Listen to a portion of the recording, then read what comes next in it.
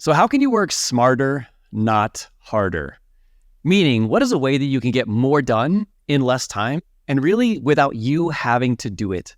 That is what today is all about. We are going to be talking about some powerful systems that you can implement not only in your business, also in your career, but also in your personal life to make sure that you get the most out of every single day. That's what today's call is all about. We have an expert who's going to be here sharing some of the strategies that he has done to successfully not only build an incredible business, but also create a deep connection at home with his family. So if you're someone who runs out of time and you're like, I don't know how to generate more time in my life while still being able to make the progress that I truly want to in my business and my life, well, stay tuned because that's what we're doing today. So let's go. It's time to redefine leadership. Welcome to Modern Leadership, where we see things differently. Our channel is all about empowering entrepreneurs like you to achieve the next level of success in business and life.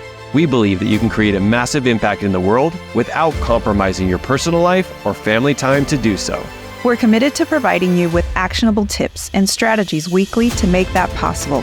So if you're ready to become a modern leader and make a lasting difference in the world, consider subscribing. Turn on notifications and dive into our community. We want to thank you for being here because the world needs your leadership now more than ever. Let's go. Let's go, everybody. Let's go. So we're going to start off by introducing our guest star, which is totally weird because this is always in reverse. So this is Aaron Gorrell. He is the creator of the Justice Clearinghouse. It is a really powerful business that helps make a huge impact in the criminal justice world. And what I say in reverse is normally he's the one who's introing me to all of his people. And I asked him because of the powerful, not only systems and structures that he has in place to be able to run such an impactful organization with very few people, but also because you're going to hear today, like some of the things that he does is next level. And I really wanted to bring you guys an expert so that it was both me and Teresa being able to chime in, but also having someone who has a different level of systems, of skills in place that really helps him get more stuff done in less time. So Aaron, welcome to the call. And it is so great to be able to intro you for once. Bart, thank you so much. It's a real honor to be here. You've grown an amazing consulting business and personal coaching business. And I'm just, my hope today is that I can provide some little bit of insight for your folks, for your audience that helps them take their business to the next level. And maybe you'll learn something too, Mark. I don't know. Probably not. I've got my notepad over here ready to take some notes because every time I have a conversation with you, even though I'm the one who's normally doing the teaching, when it comes to doing the JCH webinars, I always learn something from you in those Q&As at the end. So first off, I know that not everybody here knows you, but we want to give you an opportunity to kind of introduce you to the team here of Modern Leaders. So could you tell us a little bit about you, maybe your family and your business? Give them a little bit of idea of your behind the scenes. Yeah, absolutely. So I'm married to my wife, Ellen. We actually just celebrated our 30th anniversary. So congratulations. Although some of the people at our church, they're like, those are rookie numbers. So I'm not sure at what point it stops being rookie numbers. And then I'm father to 3 boys. The youngest is 18. He's off at CU Boulder right now. And the other 2 are in the workforce doing their thing. Yeah. A little bit about my background, and I promise I won't go too deep into it, but I think as I was preparing for this, thinking about what are some of those critical points in my life that kind of led to where I am today. I went through college actually on a Army ROTC scholarship and ended up being commissioned into the military police. So that was kind of my touch point for criminal justice, quite frankly. It's what kind of got me intrigued. But I found out very quickly that not only did I not like it, I didn't like the structure. I didn't like, it's very big on structure and levels. But I just personally didn't like it. I didn't enjoy it. And so I fell back to my college degree in accounting. And even faster than I realized that the military wasn't for me, I found out accounting wasn't for me. It just was no bueno. And I kind of fell into, quite honestly, a position as a financial advisor, working as a junior partner to a more senior person. And in that, I it was formulative because, first of all, I saw what a really amazing boss was. One of the things that he told me, ironically, given the business we are in, is that the best kind of business to be in is one where you're making money at night, because you can only work so many hours a day. You can only charge so much per hour. Yeah. And then, I got to say, it took me about 15, 20 years to figure out what that business model is. But I finally accomplished it with Justice Clearinghouse. I went back to college, essentially got a second degree in information technology. I worked at a couple of companies, FedEx, WorldCom. And then about 25 years ago, I entered the world of criminal justice technology consulting. We would work all throughout the country with law enforcement, courts, probation, and essentially help them work on developing their systems, developing their processes, and automating them. Mm-hmm. That's awesome. I'll go into this a little bit more, but I founded Justice Clearinghouse. This is actually our 10th anniversary. So we founded it in 2014 in the summer. And we started off with, I think we had 2 attendees. And I'll be honest with you, Mark, it was terribly embarrassing because I was leveraging my contacts in the field. I thought, oh boy, I've got folks with the FBI presenting here. This is going to bring them in by the bear. Nothing could be further from the truth. It had 2 people with it. So, well, I'm curious. So what did you do with that? The fact that you had 2 people, but you continued on to get to where you are now, where we have like 1,800 people registering for a webinar, right? And hitting that 1,000 max, but you're like, I can't have anybody else on Zoom, right? It's like night and day, but I'm sure that happened overnight, right? Like you just flipped a switch and then 1,000 people. Right? It was definitely not overnight. So I was trying to do Justice Clearinghouse at the same time I was doing technology consulting, and I was traveling 2 to 3 weeks a month. And if I got 2 webinars in a month, it would be a good month, quite honestly, because there's, as you know, there's a lot that goes into producing these programs and finding the right speaker and finding the right format. I was very fortunate. I used a site called Upwork. I don't know if you're familiar with it. Yeah. And I ended up connecting with Christina McHale, who is, I would say she's my number 2 person, but that would imply that she reports to me, and I don't know that that's so true anymore, honestly. She was phenomenal. I mean, within months, we were booking 1 a week, 2 a week, 3. We ended up having to add a second slot. We used to just be 1 time a day, and then we went to 2 webinars a day for a little bit. We went to up to 6 webinars a week. That burned us out. Yeah. But it that was really critical, having the right person that could essentially help build our calendar, our webinar calendar. Having the right person was absolutely critical because I couldn't quit my day job. I couldn't quit the consulting business until it was 2019 before I could even start backing off of the consulting, because Justice Clearinghouse was burning a fair amount of cash. Yeah. I love that, especially like how we're actually leaning into like systems and technology here today, because sometimes like finding that one person is not only such a relief, because we have him too, and his name is Kurt. He's normally on these calls, but he couldn't make it today. But like when you find that person who is strong where potentially we are weak, right? It just totally changes the game, because it's leveraging everybody's strengths. And instead of getting people to do things they're not good at or don't enjoy, right? With that kind of like energy, you find that mixture of like this beautiful place in the synergy where everybody's like leaning into their strengths. And it shows. It shows in the videos. It shows when I show up on webinars, because that's how you guys run it, right? So I love that you were able to do that. I'm also glad that you found it. Did you find her was that the first hire that you actually had, or did it take some time before you found Chris? She was the second or third, and I actually brought her on as a content writer. And it was within days that I was like, she is so much more than just a person who could create webinar notes. She has so many capabilities. Yep. And I allowed her to grow into the areas that frankly she wanted to, that she was comfortable with.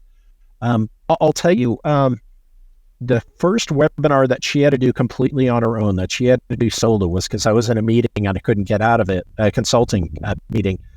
And she called me up after and said, I'm never doing another webinar again. And so that would be the other thing, is finding people that maybe have more capabilities than they're even aware of, that are willing to grow with you, that have kind of the willingness to grow, I think is a really critical part too. 100%. Yeah, we were actually talking about that, because like you have the skills that you've learned and developed along the way, but like I think we hire more for personality than necessarily for skills, because you have somebody who's eager, hungry to grow. That's our Kurt, really, and he's like willing to learn things and lean in and become the best in the world at that stuff, right? So it's powerful when you hire for that versus just hiring for the skill, and then that person doesn't want to learn or add anything else to their repertoire. So okay, so I mean, I guess this is a really great intro into what we're doing, but let's kind of like tap into like technology and systems, et cetera, because that's something that you had to do, working full time still, and then creating this Justice Clearinghouse, doing all these webinars. I'm sure that took a lot of systems to put into place. So I'm curious, like just starting off with the basic stuff, like thinking about like how technology and systems could help entrepreneurs so they can accomplish more in less time, especially not just in business, but in their personal life. Like how does technology help? Yeah, absolutely. And I kind of touched on this a little bit earlier. I very early on in my 20s developed that audacious vision of having a job that doesn't control my life, that gives me the flexibility to kind of work where I wanted and when I wanted. I got to tell you, the technology consulting wasn't it. It definitely wasn't it.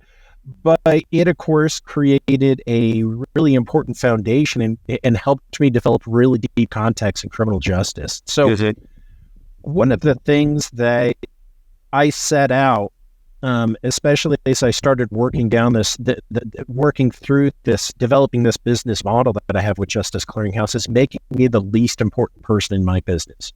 That it doesn't revolve around me. The show can and will go on even if I'm on vacation, if I'm sick, if I'm up in the mountains working, those kind of things.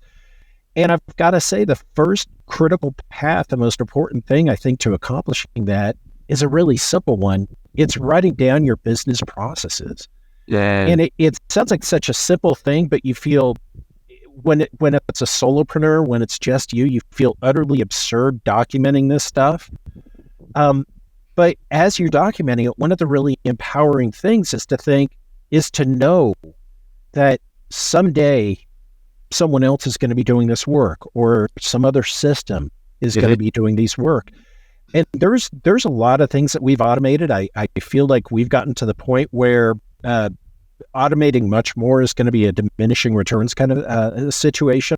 Yeah. But there are amazing people. This is the gig economy, and I highly encourage people to take advantage of that. I mean, Chris and I are full-time Justice Clearinghouse, but I've got a whole staff, another 4 people behind us. They're part-time, and every one of them is a contract. Yeah. I really love like starting off with the basics, right? Starting off with writing down the tasks, the systems, the processes that you put in place. Because I also think it's like that awareness piece too, because when you can see that on paper, you can go, well, maybe I don't have to do this. Maybe a system or something else, and some automation, maybe a CRM, or even another human can do this, like maybe even better than I can. And it's that awareness piece. I'm curious, do you have like maybe potentially a story of how technology systems have maybe helped you overcome maybe a challenge that came up while you were trying to grow Justice Clearinghouse? Yeah, certainly the websites, again, ones like WeWork, although I've noticed lately it's a little hard to find really good talent on there. But other ones even though my background's software development, there's some other sites out there. The one I use right now is Codable, and you have access. The guy who's actually working with me right now on improving some aspects of the website, he's from, I never even heard of it. It's like part of the former Czechoslovakian Republic. It's like Czechsec or something like that. I couldn't even pronounce it. So that's been really, really important throughout the growth. I've got to say, when we started off with a website that was hosted on Wix. I don't know if you're familiar with Wix. It's a great turnkey. You can drag and drop your way, have your website up in about an hour. but technologically, it's a dead end. It just is. There's not much more that you can do with it. You have to work and play within their ecosystem. And I ended up, after some research, discovering WordPress. And WordPress also, it requires a little bit deeper understanding of the technology. But I've got to say, its ability to expand your automation, to be able to really do some pretty fine-tuned and automated things, it can grow with your business. And that was probably one of the critical moves that we did, was hiring a guy to build us a WordPress site and then creating some custom functionality. That was kind of the beginning of our automation. Let me ask a follow-up question to that. And that is like, how did you get yourself when, you have this website that's designed, that's ready to go, but there's this other thing that could help you in the future, right? Maybe not necessarily right now, but it's something that is going to be investing in your future. How did you get yourself to say, you know what, even though we still have this thing and it's working, how do I make this pivot and not only like pay money and find somebody and try this new technology, because we all love change, but what do you think it was that helped you to lean into that so that you could actually have that more advanced technology and protect your future, basically? Well, I don't know that it's a great answer, because a lot of it was, given my background in technology, I've always been very comfortable with technology, with playing with it, with blowing sites up and making mistakes with it. And I think that when you get into technology, you just have to develop that comfort, even if it's just a little bit. You don't have to be a coder. You don't have to be a software developer for 15 years in order to implement your own technology. But you do have to be willing to experiment. You have to be very willing to fail a lot.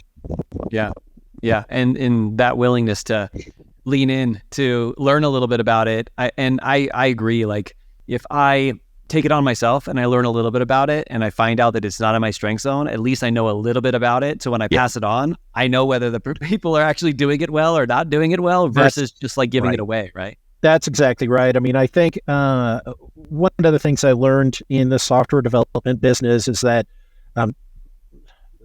in the bulk of software developers, the bulk of developers are actually they're kind of lazy people, quite honestly. Yeah. And they will find every reason why a task is going to be a problem. And if you're paying them by the hour, why it's going to take 10 more hours than you thought.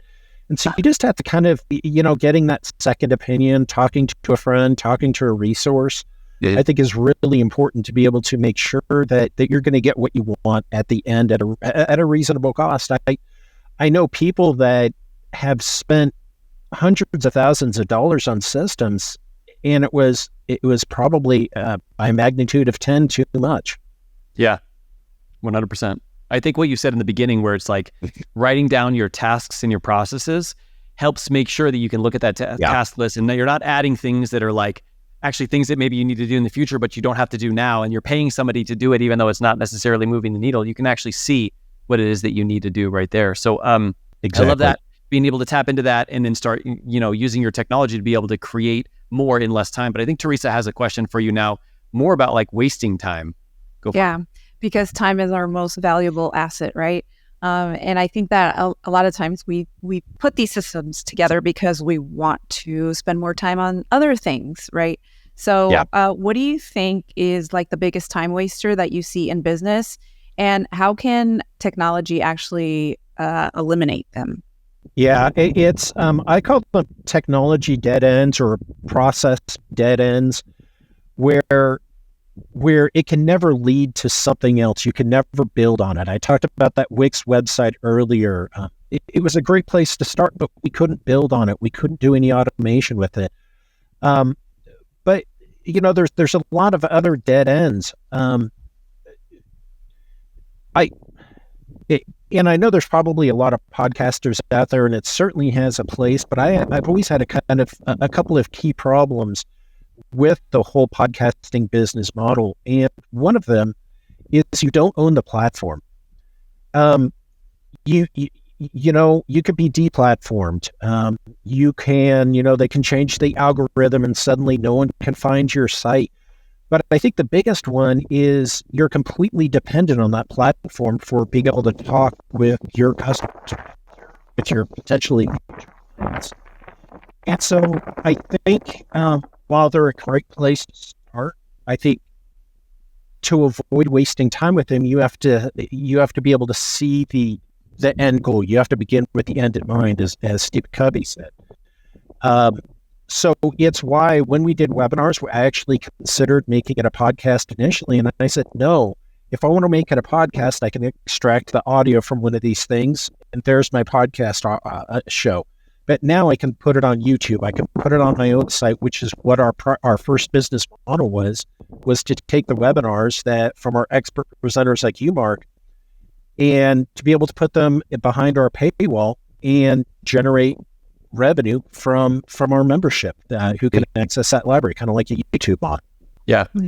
I mean, it totally makes sense. There actually was like yesterday, I was talking to somebody about some of the technology that actually prevents you from wasting time and actually takes you through, it prevents you from going down some of these dead ends. One of them, I forget the name of the actual app, but it's an app that you load on your phone and you basically say, hey, between these hours and these hours, I can't use these specific apps. And in order for you to use one of those apps within that time frame, like let's say you're like, I absolutely have to go on Facebook or whatever, you have to tap this button 100 times to unlock the app. And what he said is like, you get to about 30 or 40 and you're like, this is a waste of time. I'm going to go do something else. Right. And it's like, it holds your browser. It holds like something. It prevents you from going down any of these rabbit holes that we could potentially go down. But you're right, like building on a space where you control, you own it. And if something were to go down, you could take it somewhere else. I mean, that is so critical. I mean, it's something that early on, like even the business model that we were a part of, it could very easily be changed in a second if you're working for somebody else versus, owning your own stuff. And there's nothing wrong with doing some of those things. You got to plan in advance. Like, right. Okay, if something were to happen, how am I going to make sure that I protect what it is that I have, right? And there's a lot of technology that can actually help you do that. You can create your own, I know we have our own app, right? That we can actually take people into the mighty networks and be able to have like environments like that where we pay for it and Facebook can't decide if we're going to join it or be shut down. So I really, really love that. But we have a lot of people who are here who might just be getting started when it comes to like business and technology and using this kind of stuff. So if we were to take this back at its most basic level, like what are maybe for those people just getting started, what are some quick wins that they can actually get with technology? Yeah, really, really great question. This is probably the question that I was most excited about. So I talked about that the original business model. Actually, the original business model was sponsored webinars for us. We would find companies in the criminal justice space, and they would pay us basically to do a webinar, and that went horribly. We could find them, but they very rapidly turned into infomercials. And so then we moved to this membership model where we would make the revenue from a membership, and that worked well. But in 2019, we started to pivot a little bit to developing online courses. And to answer your question, we used a tool called Articulate Rise to develop those online courses. And there's a couple of things that I love about Articulate Rise. It's an expensive platform. I think it's still about $1,100 a year, so it's not cheap. But what you get out of that is a product that you can drag and drop your way into a course. It's very, very easy to use and very, very straightforward and simple to use. And what it churns out is a course that you can implement on a lot of different websites, in a lot of different platforms. So you can use a platform like Thinkific, which has some great traffic, but the reality is that traffic probably isn't going to find you in all reality because there's 100,000 other developers on that platform. But whatever you develop this, and this goes back to that technology dead ends, whatever you develop in Thinkific, you can't use anywhere else. If you want to put it on a different platform, you've almost got to start off from scratch. And using a tool, a third-party tool, if you would, like Articulate Rise, you can use a protocol called SCORM. Don't ask me what that stands for, by the way. SCORM, which is a very standard way. No, I was going to ask you, what does that stand for? No. Yeah, I could make up something, but I probably wouldn't even get the spelling right. So So I think that has been a critical platform.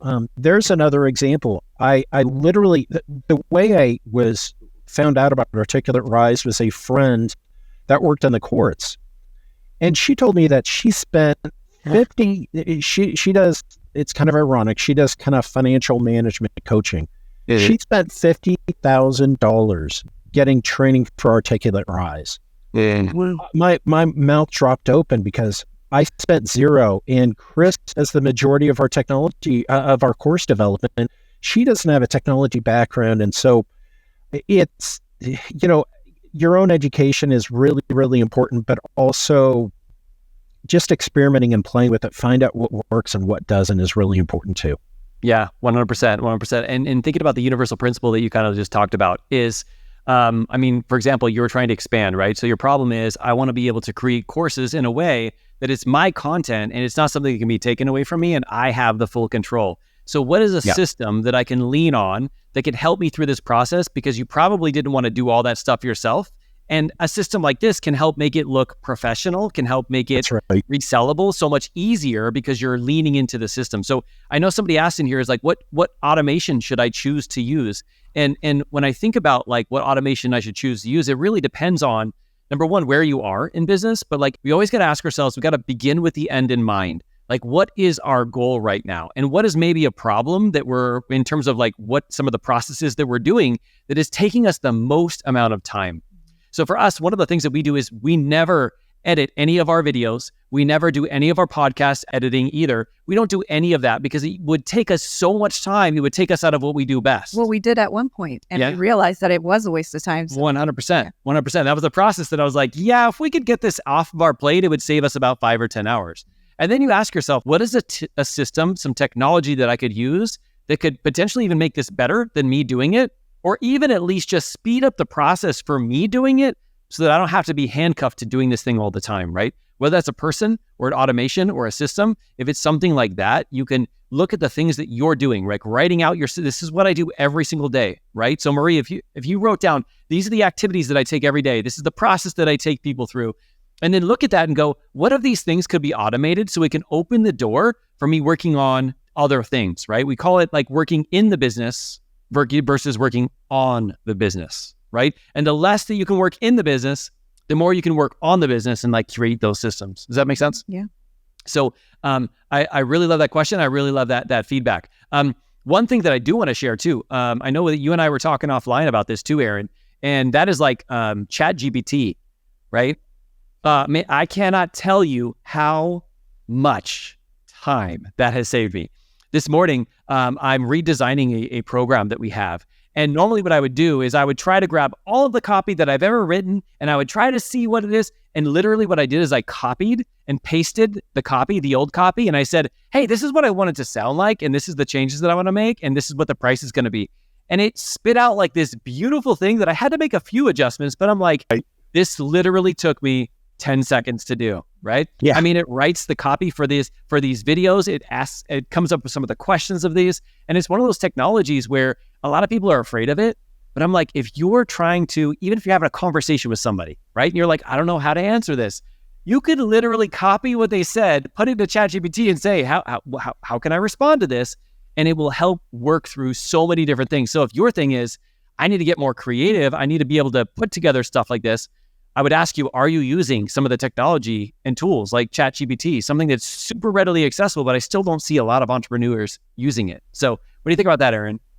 I couldn't agree. I couldn't agree more. I will tell you that the kind of software development that I did was procedural programming, do A, do B, do C, that kind of thing.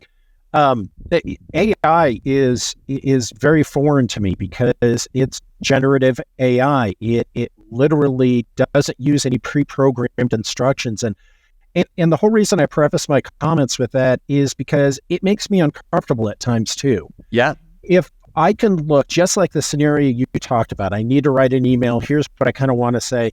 It does a great job for creating that first draft, giving you an opportunity to go through it and make any corrections, modifications. They've gotten pretty good. They don't do that hallucination stuff quite so much anymore. Yes, that was crazy in the beginning. It was crazy, but even the latest version of ChatGPT, version 4, I was trying to train it to do some of the low-level customer service. We get probably 100 requests for assistance every single day, and about 80 of them are exactly the same. And so I spent a couple of weeks training ChatGPT, and then I started testing it. And in hindsight, I should have started testing it sooner, because I said, one of the questions I asked literally was, what does it take to become a member of JCH? I used the acronym, even though I'd trained at JCH as Justice Clearinghouse. And it said, the Japanese Cinegraphic Society. And it hallucinated. And so I was like, all right, it's not quite ready yet for that interaction with my end user, with my customer, where I can't get in the middle and correct fallacies like that. So now, ironically, I've asked it that same question after that, like 4 or 5 times, and it gave me exactly the right answer. And so this is the part where I'm like, I'm not really comfortable deploying that, but boy, that would save us a lot of time. It would. It can answer some of the questions. So it definitely would. It definitely would. Even if like for example here, like grabbing that script and saying, okay, here's the answers, and just having somebody who goes to it reply and then paste the script and then send it so that it doesn't have to be us. I mean, that's the leveraging of like not only the humans, and I would be hesitant on letting AI directly communicate with my customers too, because I'm like, I want to have a little bit of a personal touch with that. But yeah, being able to like look at it, make some adjustments. And then from there, I mean, that's a lot of what we do is like making those adjustments and then just using that kind of like as a script flow the next time somebody asks that question, right? I mean, it just brings up a great like a point is like, how many times have you guys been asked the same question in your business and you create an entirely brand new response? What if you sat down and you said, these are the 5 or 10 questions that people ask me all the time, and I'm spending time answering these. I'm actually going to perfect it, spend like 5 or 10 minutes like putting this together, and I'm never going to change it again until maybe something changes in the future. But like I have this script now, I just go to that page, copy and paste it so I don't have to rethink it, right? And that's not only saving you energy like in your brain space, but it's actually going to be you're going to be able to get more stuff done and actually have a better like response. Because I know for me, if I'm exhausted, my response is do this.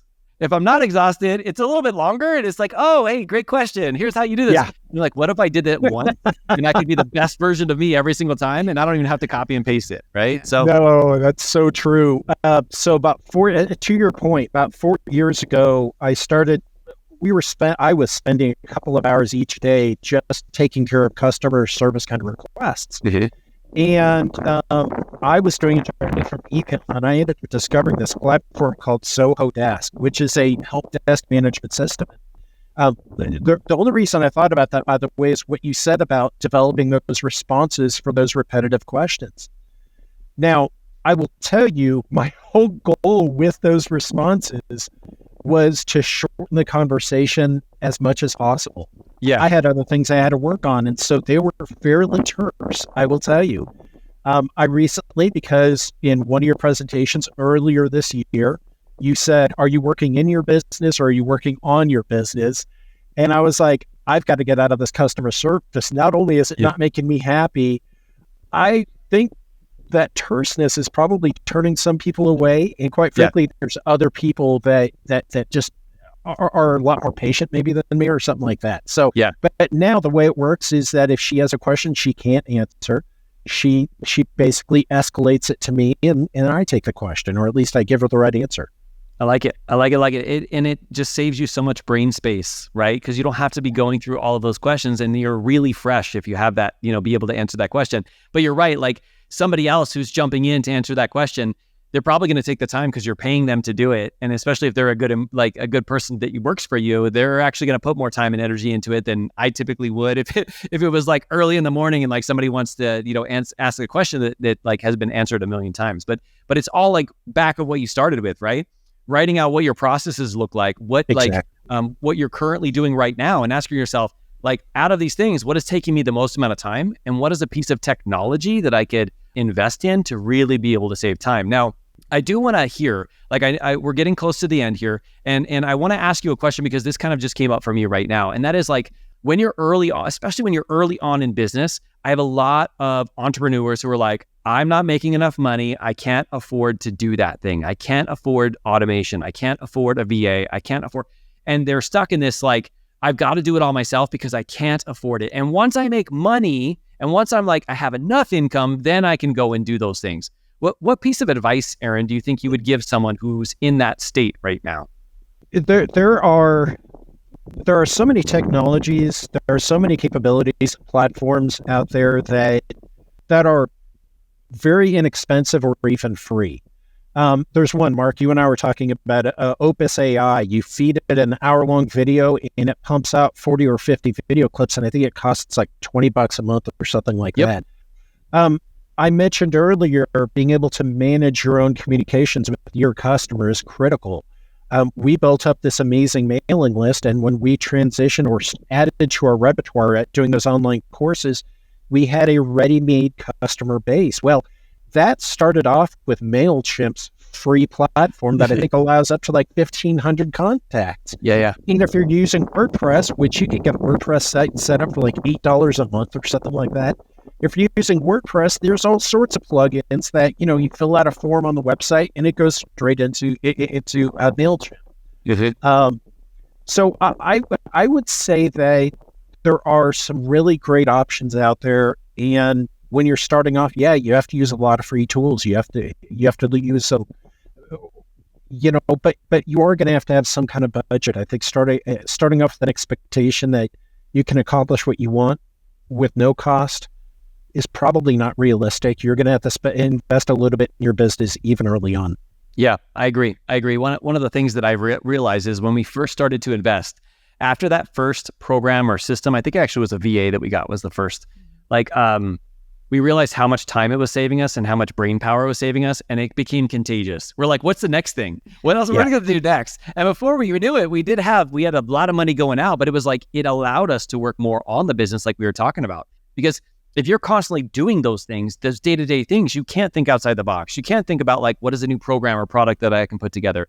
Like, how can I make some different sales, some new sales, have some connect with people from JCH, be on larger webinars. But if you're constantly just working and doing the day-to-day, you can't see some of those awesome opportunities, right? So just starting small and then seeing how it feels when you don't have to do that anymore. And like Aaron was saying in the beginning, your business is growing while you're sleeping, right?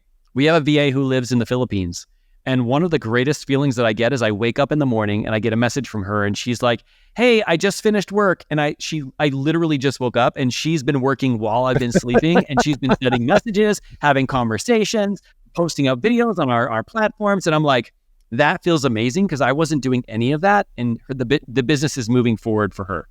But the second piece is I always love when I realize the impact my business is making in some of the other people's lives. Like her, like Nais, she's able to live a great life over there because of our business and because of some of the work that we give her.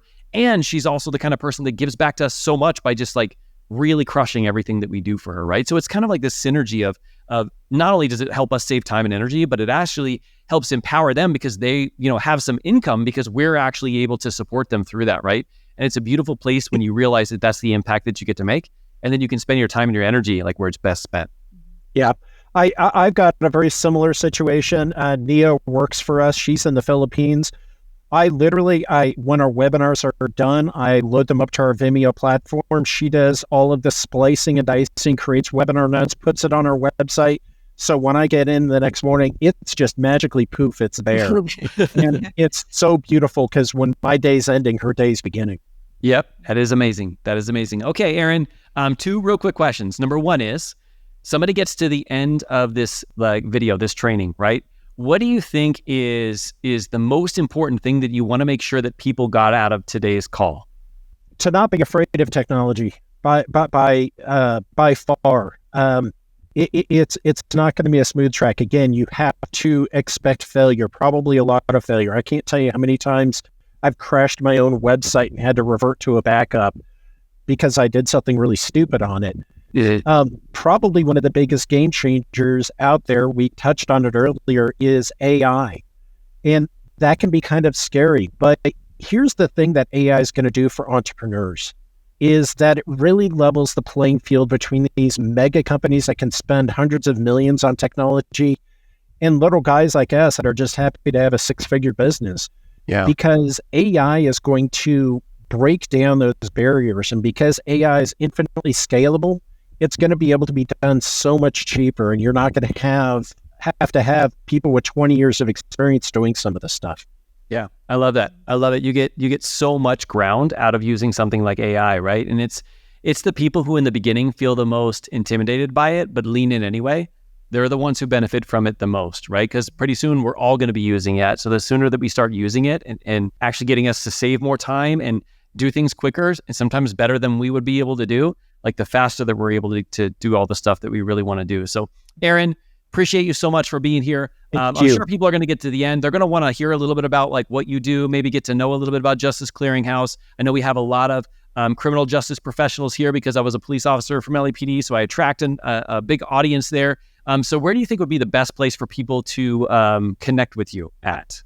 Yeah. So on our website, justiceclearinghouse.com, or you can go to jchlearning.com as well. You'll be able to see the live webinars that we have coming up. And the great thing is that anyone can join those live webinars at no cost. We have presenters. We have such amazing presenters like Mark that, you can watch them at no cost. Now, you have to make yourself available at a particular time of day, of course. But that's especially for those folks in criminal justice. But I'll tell you, a larger and larger portion of our audience are non-criminal justice. Mm-hmm. Because when we start talking about leadership issues, managing Gen Z, things like that, that's a challenge all of us are facing. And even though the examples might be criminal justice based, they really do apply everywhere. Personally, folks can reach out to me if they ever have a question about technology or process automation, those kind of things. Reach out to me. My email is Aaron, Aaron, at justiceclearinghouse.com. I'd love to hear from y'all. Thank you for that, Aaron. And I hope a system is monitoring that email inbox. So yeah, I'll just send it over to Lynette. Okay, good idea. Sure, you won't get a canned response, I promise. All right, guys.